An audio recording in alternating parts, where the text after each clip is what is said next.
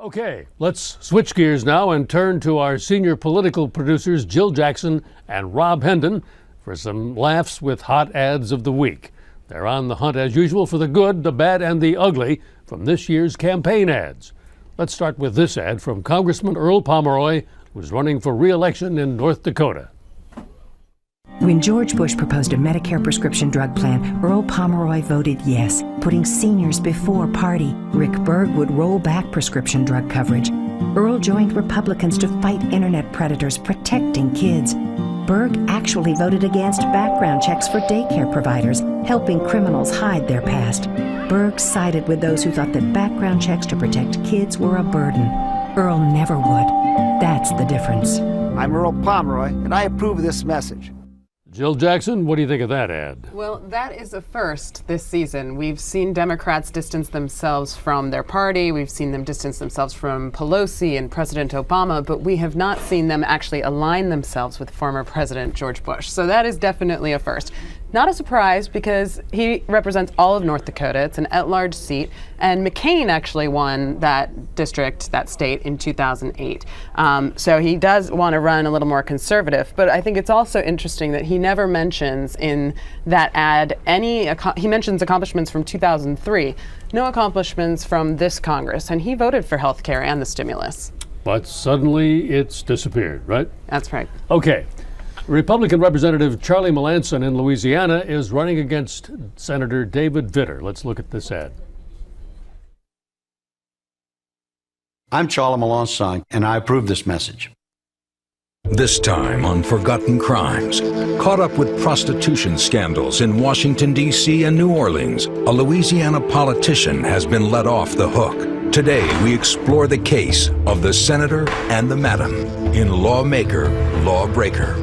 David Vitter won election to the United States Senate as a proud, family values politician. But under the surface, Vitter was battling his own demons. Things turned public for Vitter when his number appeared on the D.C. Madam's phone list. But it didn't end there. The scene shifts to New Orleans, where a former French Quarter prostitute gave an interview exposing details about her sexual relationship with Vitter. He went in, took a shower, spoke very little to me at first. He did his thing. He wasn't there 15, 20 minutes at that. I was $300. So this looks like a police procedural, Rob Hendin. It basically is. And there's one issue in Vitter's past that is their target for the Democrats, and this is it. The gloves are off. There's nothing about the economy. There's nothing about any national issues. It's about David Vitter and his being tied up in a prostitution scandal in Washington and in New Orleans. And that's really what they're going to throw at him. And it's very unique. It's a 2-minute ad, which is very odd in our times of 15-second, 30-second little clips. And Charlie Melancon is just throwing everything he's got at Vitter, and it's making about Vitter's personality. Chalk this one up as ugly? This may be one of the ugliest we've seen so far. Okay, ad number 3. Scott McAdams, the mayor of Sitka, Alaska, a Democrat running against Joe Miller and Lisa Murkowski in the Senate race.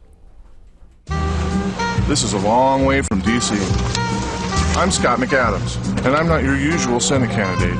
I grew up in Petersburg, was a deckhand in the Bering Sea, went to college in Sitka, and married up. I've been a teacher, a mayor, and a dad. Here's the difference between me, Joe, and Lisa. They think this campaign is all about them. I think it's about Alaska and getting our fair share. I approve this message because after you've been cursed at in Norwegian, you can take on anyone.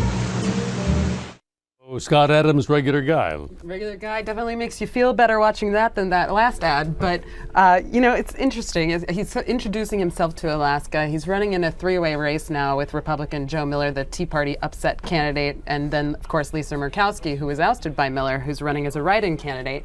McAdams is way behind by double digits, and he needs to really let Alaskans know who he is. He's just a mayor of Sitka, Alaska. He needs that statewide recognition. So it's an attempt to do that. But I also thought it was interesting how he says, we need our fair share in Alaska. When you have Joe Miller, who's running, saying, we've been getting earmarks and pork for too long. That's a clear distinction from the Republican opponent. Low-key ad. Do these generally work in that situation? Well, in this situation, it can work. At the same time, at some point, you have to go after their negatives, the other candidates' negatives as well. So that's pretty subtle. We need our fair share. Mm-hmm. Okay.